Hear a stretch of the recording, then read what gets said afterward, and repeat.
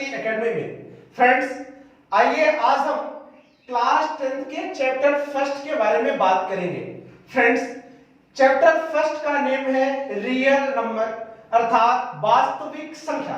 Friends, real number का first point first means exercise 1.1 का एक वेरी इंपॉर्टेंट क्वेश्चन है कि दो संख्याओं का एचसीएफ अर्थात महत्तम समापवर्त निकालना।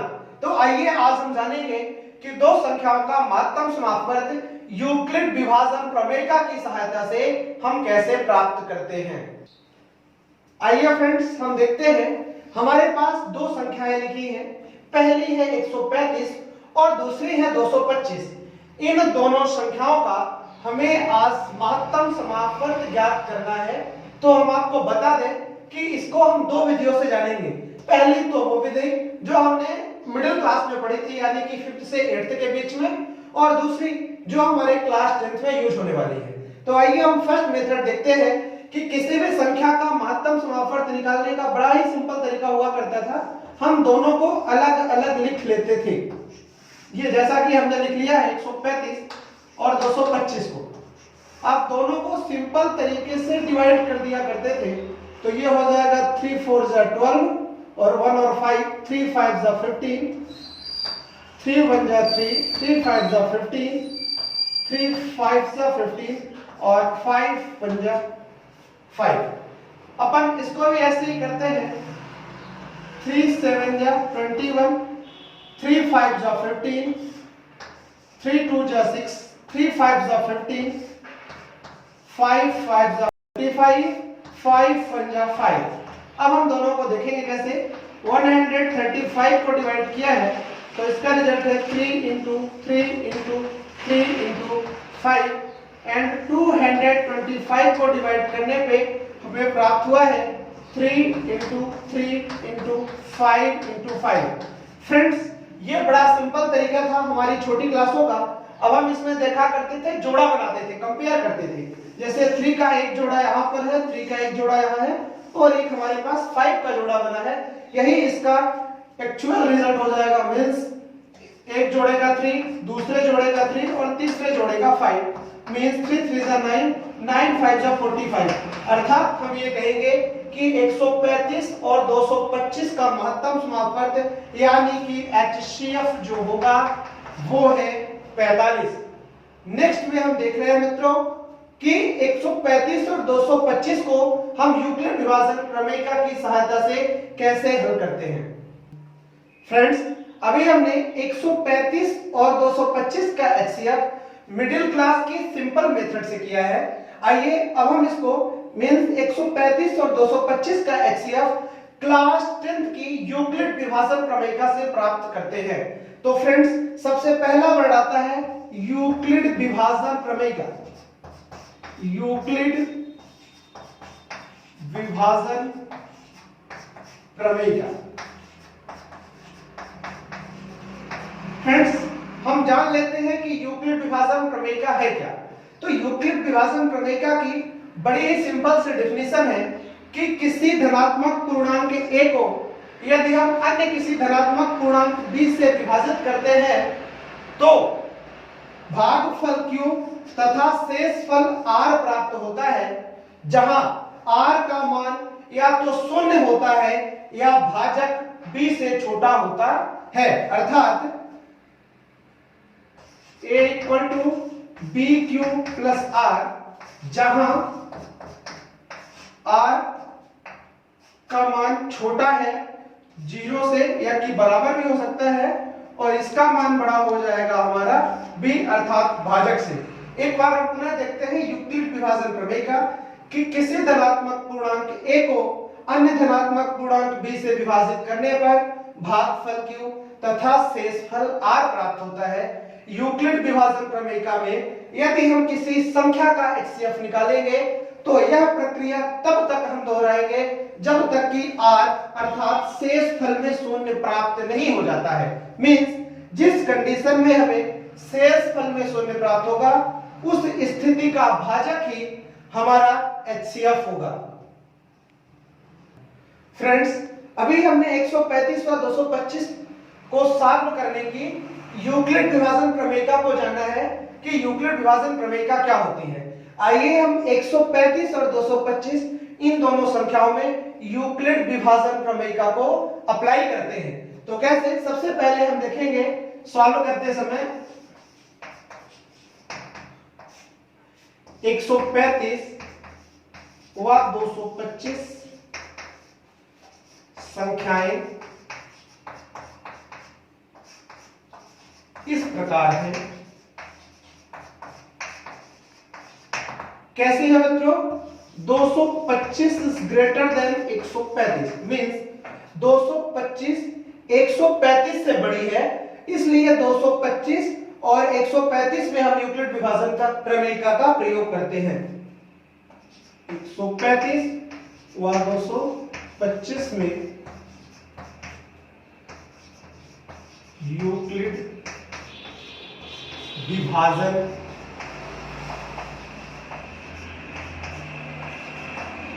प्रमेयिका का प्रयोग करने पर आइए हम यूक्लिड डिवीजन एल्गोरिथम यानी यूक्लिड विभाजन प्रमेयिका को अप्लाई करते हैं। कैसे? बड़ी संख्या जो भी होगी उसको छोटी संख्या से डिवाइड करेंगे।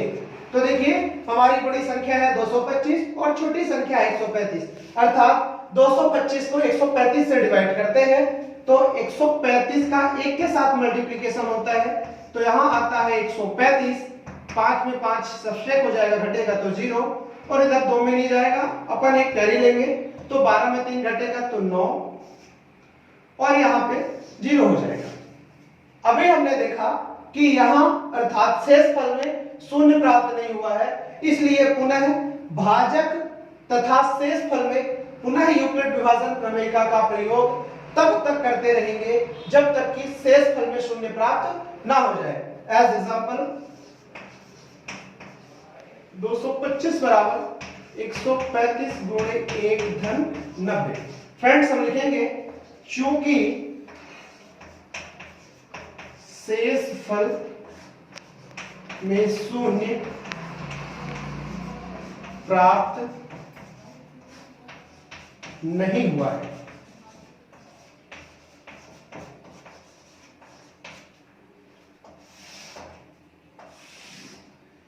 अतः 135 व 90 में 135 व 90 में पुनः यूक्लिड विभाजन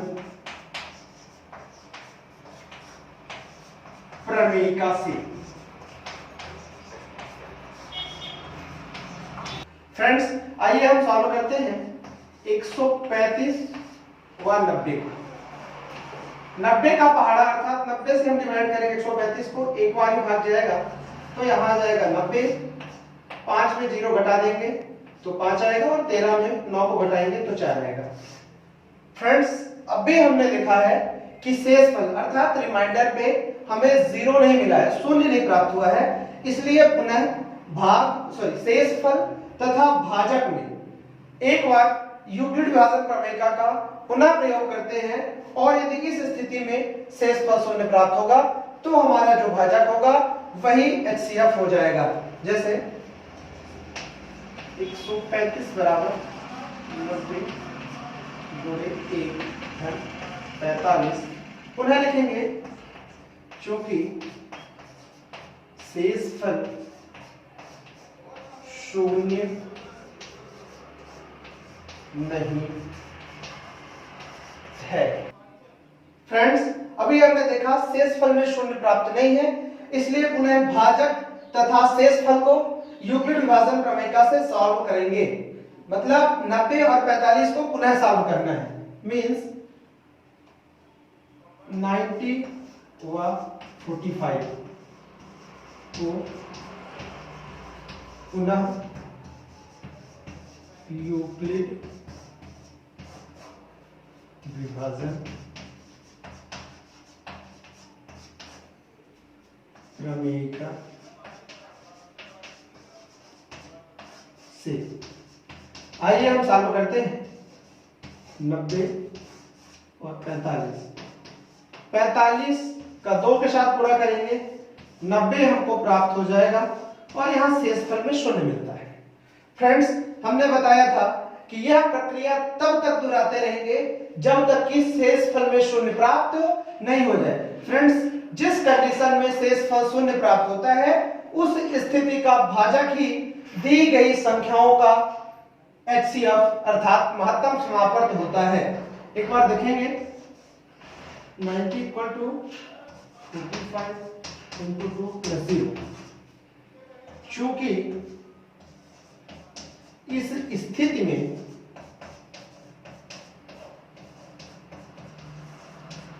शेषफल शून्य है, अतः संख्या 135 व 225 का अभीष्ट